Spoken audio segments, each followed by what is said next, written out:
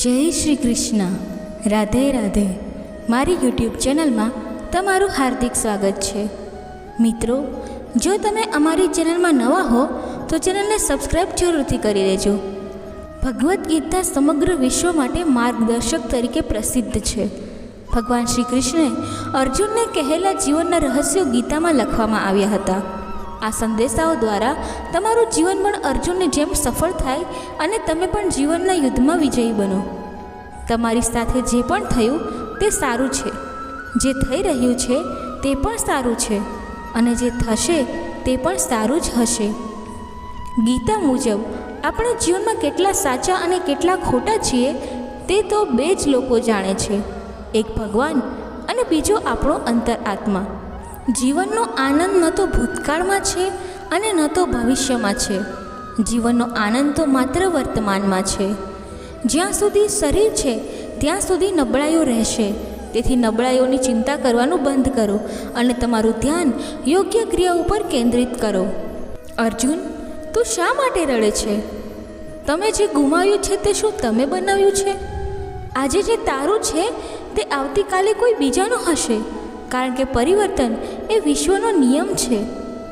જો તમે કોઈનું ભલું ન કરી શકો તો ખરાબ ન કરો, કારણ કે દુનિયા નબળી છે, પણ જેણે દુનિયા બનાવી છે તે નહીં.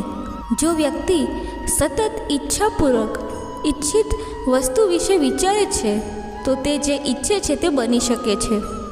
સાચો ધર્મ એ જ છે કે જે વસ્તુઓને વ્યક્તિ પોતાના માટે સારી નથી માનતી, બીજા માટે તેનો ઉપયોગ નથી કરતી. કોઈ પણ વ્યક્તિ તેની શ્રદ્ધાથી જ બને છે.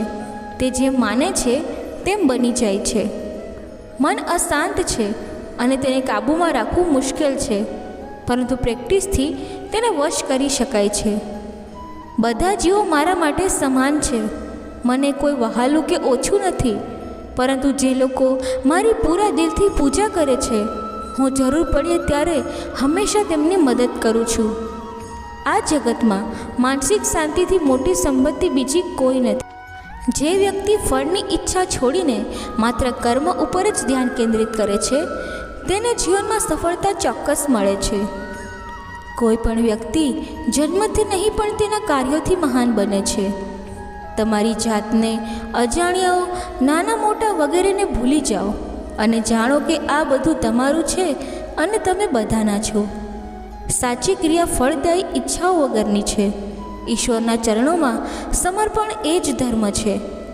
જે વ્યક્તિ ગુસ્સે થાય છે તેના મનમાં મૂંઝવણ પેદા કરે છે, જે તેના બૌદ્ધિક તર્કને નષ્ટ કરે છે, અને પછી તે વ્યક્તિનું ધીરે ધીરે પતન થવા લાગે છે. ગીતામાં લખ્યું છે કે જ્યારે મનુષ્યની જરૂરિયાતો બદલાય છે ત્યારે વાત કરવાની રીત પણ બદલાઈ જાય છે.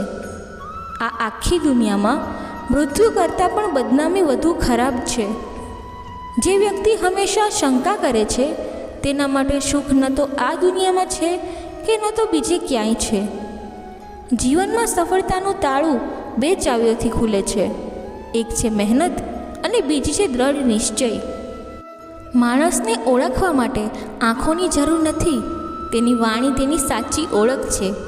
એક નાની વાર્તા દ્વારા સમજીએ. એક સમયે એક રાજ્યનો રાજા હતો. તેને શિકારનો ખૂબ શોખ હતો.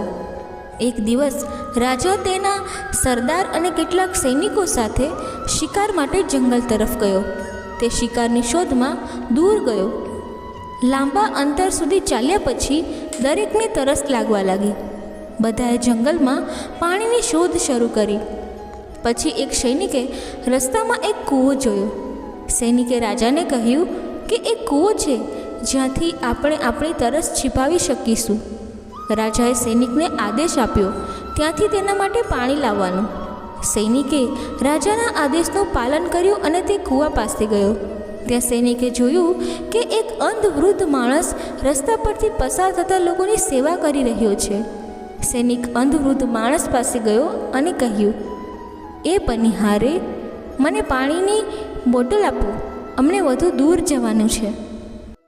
આ સાંભળીને વૃદ્ધે જવાબ આપ્યો, મૂર્ખ, અહીંથી નીકળી જા, હું આવા લોકોને પાણી આપતો નથી. આ સાંભળીને સૈનિક તરત જ ત્યાંથી ચાલ્યો ગયો. સૈનિકે જઈને રાજાના સરદારને આ વાત કરી. પછી સરદાર અંધવૃદ્ધ માણસ પાસે ગયા અને કહ્યું, ઓ વૃદ્ધ, અમે તરસ્યા છીએ, મને થોડું પાણી આપો. આ સાંભળીને અંધવૃદ્ધે ફરી પાણી પીવડાવવાની ના પાડી. રાજાની તરસ વધી રહી હતી ત્યારે રાજાએ તેના સરદારને પાણી વિશે પૂછ્યું. ત્યારે સરદારે રાજાને કહ્યું કે કૂવામાં એક અંધ માણસ છે જે પાણી પીવાની ના પાડી રહ્યો છે. આ સાંભળીને રાજા તેના સૈનિક અને સરદાર સાથે અંધવૃદ્ધ માણસ પાસે જાય છે અને વૃદ્ધ માણસને કહે છે, બાબાજી, અમે ખૂબ તરસ્યા છીએ, અમારું ગળું સુકાઈ રહ્યું છે. જો તમે મને થોડું પાણી આપો તો તમને ખૂબ આશીર્વાદ મળશે. આ સાંભળીને આંધળા માણસે રાજાને કહ્યું, બેસો, હવે હું તમને પાણી આપીશ. પછી વૃદ્ધ માણસે આદરપૂર્વક રાજાને બેસાડીને પાણી પીવડાવ્યું. પાણી પીધા પછી રાજાએ વૃદ્ધને પૂછ્યું કે તમને કેવી રીતે ખબર પડી કે આ સૈનિક અને સરદાર અને હું રાજા છું? તો વૃદ્ધ માણસે તેનો જવાબ ખૂબ સારા શબ્દોમાં આપ્યો. વૃદ્ધે કહ્યું, માણસને ઓળખવા માટે આંખોની જરૂર નથી, તેની વાણી તેની સાચી ઓળખ છે. આ સાંભળીને સરદાર અને ત્યાં હાજર સૈનિકોને શરમ આવી. જેવા કર્મ હોય છે તેવું જ ફળ મળે છે.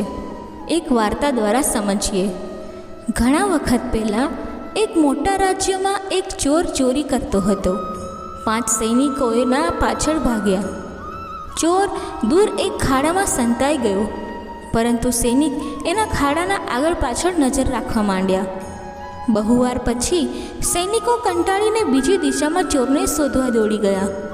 હવે ચોરને ભૂખ લાગવા માંડી એટલે એ પણ સાવધાનીથી નીકળીને ભાગ્યો. ભાગતા ભાગતા તે એક સાધુના આશ્રમમાં આવ્યો. જીવ બચાવવા માટે તેણે નક્કી કર્યું કે થોડા દિવસો સુધી તે આ આશ્રમમાં રહેશે. તે સાધુઓના વસ્ત્ર પહેરીને ત્યાં જ રહેવા લાગ્યો. સૈનિકો દિવસો સુધી ચોરને શોધતા રહ્યા, પણ સાધુઓ વચ્ચે રહેતા આ ચોરને ઓળખી ન શક્યા. હવે આશ્રમમાં એ ચોરને બધા સાધુઓ બહુ પ્રેમ અને આદરથી રાખતા હતા. તેની ઘણી દેખભાળ થઈ. તે હવે પૂજાપાઠમાં અને ભગવાનની કથાઓમાં રસ લેવા લાગ્યો. તેને ભગવાનના નામનો જાપ કરવામાં બહુ જ આનંદ આવવા લાગ્યો અને જીવન સંપૂર્ણ લાગવા લાગ્યું. વર્ષોથી ચોરી કરતો આ માણસને આશ્ચર્ય એ વાતનું થતું હતું કે તેનું મન પણ હરિના નામમાં મગ્ન થઈ ગયું હતું. ઘણા દિવસો પછી રાજ્યના મહારાજ આવ્યા.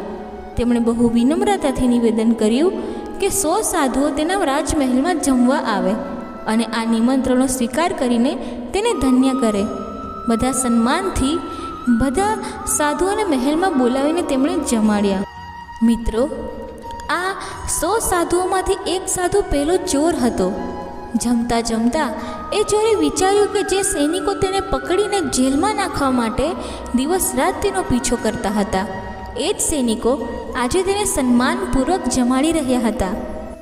સાધુ જીવન જીવતા આ ચોરે ઊંડો વિચાર કર્યો કે તેના કર્મ બદલતા જ તેનું જીવન અને ભાગ્ય બદલાઈ ગયું. તેણે જીવનભર ચોરી ન કરવાનો સંકલ્પ લીધો. આ વાર્તા પરથી એ બોધ મળે છે કે જેવા વ્યક્તિના કર્મ હોય તેવા તેના ફળ હોય છે. હંમેશા સત્યનો સાથ આપવો જોઈએ. એક વાર્તા દ્વારા સમજીએ. એક દિવસ વર્ગમાં શિક્ષક ભણાવતા હતા. તે વખતે વિદ્યાર્થીઓ અંદરો અંદર વાત કરી રહ્યા હતા. તેમાં નરેન્દ્ર પણ હતા. શિક્ષક બધાને ઊભા કરીને પોતે શું ભણાવતા હતા તે વિશે પૂછ્યું તો કોઈ વિદ્યાર્થી જવાબ આપી શક્યા નહીં, પરંતુ નરેન્દ્રએ જવાબ આપ્યો. ભલે તે વાતો કરતો હતો પણ સાથે સાથે શિક્ષક શું ભણાવે છે તેમાં પણ તેનું ધ્યાન હતું. આથી શિક્ષકે એના સિવાય બધા છોકરાઓને ઊભા રહેવાની સજા કરી. ત્યારે નરેન્દ્રએ કહ્યું, સાહેબ, મને પણ સજા થવી જોઈએ, કારણ કે હું પણ વાતો કરતો હતો. એમ કહીને તે પણ ઊભો જ રહ્યો. આ જ સત્યવાદી છોકરો નરેન્દ્ર આગળ જતા સ્વામી વિવેકાનંદ તરીકે ઓળખાયા. મિત્રો, આ પરથી બોધ મળે છે કે ભલે આપણે સજાને પાત્ર બનીએ, પણ સાથ હંમેશા સત્યનો જ આપવો જોઈએ. સાચું બોલવાની પણ એક રીત હોય છે. તે એવી રીતે બોલાવવું જોઈએ કે તે અપ્રિય ન લાગે. મન પચરંગી છે ક્ષણે ક્ષણે તેના રંગ બદલાય છે. એક જ રંગના રંગાયેલા કોઈ વિરલા જ હોય છે. જગતમાં માણસ સિવાય જેમ બીજું કોઈ મોટું નથી, તેમ માણસના ચરિત્ર સિવાય બીજું કંઈ પણ મોટું નથી. બધે જ ગુણની પૂજા થાય છે, સંપત્તિની નહીં. પૂનમના ચંદ્ર કરતાં બીજનો ક્ષીણ ચંદ્ર જ વંદનીય ગણાય છે. પરાજય શું છે? એ એક પ્રકારનું શિક્ષણ છે. કંઈ પણ વધારે સારી વસ્તુ, સારી સ્થિતિ તરફ જવાનું તે પહેલું પગથિયું છે. હંમેશા હસતા રહેવાથી અને ખુશનુમા રહેવાથી પ્રાર્થના કરતાં પણ વધારે જલ્દી ઈશ્વરની નજીક પહોંચાય છે.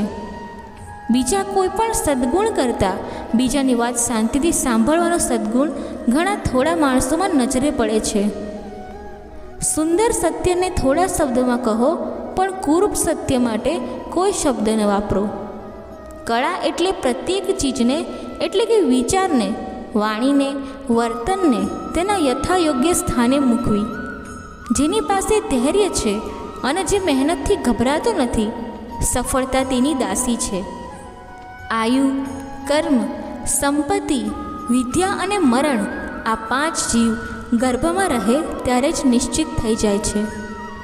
જો માનવીને સુંદર ઘર બાંધતા આવડે તો તેવા ઘરમાં સુંદર રીતે જીવતા કેમ ન આવડે? પ્રભુ છે અને સર્વત્ર છે. આ તથ્ય આપણે બોલીએ તો છીએ, પણ આપણું આચરણ એવું છે કે જાણે પ્રભુ ક્યાંય છે જ નહીં. જો તમે મગજને શાંત રાખી શકતા હશો તો તમે જગને જીતી શકશો. માણસ ચંદ્ર સુધી પહોંચ્યો, પણ પૃથ્વી પરના મનુષ્યના હૃદય સુધી પહોંચવાનું હજી બાકી છે. કોઈનો સ્નેહ ક્યારે ઓછો નથી થતો, આપણી અપેક્ષાઓ જ વધારે હોય છે. જિંદગીના રસ્તા સીધા અને સરળ હોય છે, પણ મનના વળાંકો જ બહુ નડે છે. સવારનો ધુમ્મસ એ શીખવે છે કે બહુ આગળનું જવું નકામું છે. ધીમે ધીમે આગળ વધતા રહો, રસ્તા આપોઆપ ખુલ્લા થઈ જશે. પોતાની જાતને સમય આપો. તમારી પહેલી જરૂરત તમે ખુદ છો. એક મહાન પુસ્તક એક વિચાર સાથે શરૂ થાય છે અને એક મહાન જીવન એક નિર્ણય સાથે. હારવાના ભય સાથે જીતવાની મહત્વાકાંક્ષા વધારે હશે તો સફળતા તમારા હાથમાં હશે. એક પુસ્તક, એક પેન, એક બાળક અને એક શિક્ષક વિશ્વને બદલી શકે છે. આપણી સૌથી મોટી નબળાઈ છોડી દેવામાં આવે છે. એકવાર પ્રયત્ન કરવો એ સફળ થવાનો ચોક્કસ રસ્તો છે. જો કોઈ તમને નીચું દેખાડવા માંગતો હોય તો ગર્વ કરજો, કેમ કે તમે તેનાથી ઉચ્ચ અને મહાન છો. સમયની વાત છે. આજે લોકો જેને રંગ કહે છે તેને કાલે ડાઘ કહેશે. સામાન્ય માણસનું મહાન બનવું એ તો સામાન્ય છે, પણ મહાન બન્યા પછી સામાન્ય બની રહેવું એ ખરેખર અઘરું છે. લોકોની ટીકાથી તમારો માર્ગ ન બદલતા, કારણ કે સફળતા શરમથી નહીં, સાહસથી જ મળશે. એક સુખી જીવન જીવવા માટે માણસને સાધું નહીં, સીધું થવાની જરૂર છે. જિંદગી મને રોજ શીખવે છે જીવતા શીખ. એક સાંધતા 13 તૂટે તો પણ શીવતા શીખ. ગીતામાં લખ્યું છે, નિરાશ ન થાવ, તમારો સબય નબળો છે, તમે નહીં. દુનિયામાં સૌથી વધારે ગરમ વસ્તુ હોય તો તે પૈસો છે, કારણ કે તે સારામાં સારા સંબંધોને બાળી નાખે છે. બહુ સારો સ્વભાવ પણ સારો નહીં, કેમ કે પછી એ નથી સમજાતું કે તમારી કદર થઈ રહી છે કે ઉપયોગ.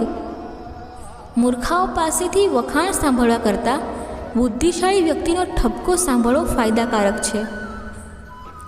તમારી કુશળતા પર દરેક વ્યક્તિ ત્યાં સુધી ભરોસો નહીં કરે જ્યાં સુધી તમે સફળ નહીં બનો. જે વ્યક્તિ પોતાની ભૂલો માટે પોતાની સાથે લડે છે તેને કોઈ હરાવી નથી શકતું. જ્યારે તમે એકલા હો ત્યારે તમારા વિચારો ઉપર કાબૂ રાખો, અને જ્યારે તમે બધાની સાથે હો ત્યારે તમારી જીભ ઉપર કાબૂ રાખો. મિત્રો, જો તમને અમારો વિડીયો પસંદ આવ્યો હોય તો વિડીયોને લાઈક કરી ચેનલને સબસ્ક્રાઈબ જરૂરથી કરી લેજો. ધન્યવાદ. જય શ્રી કૃષ્ણ. રાધે રાધે.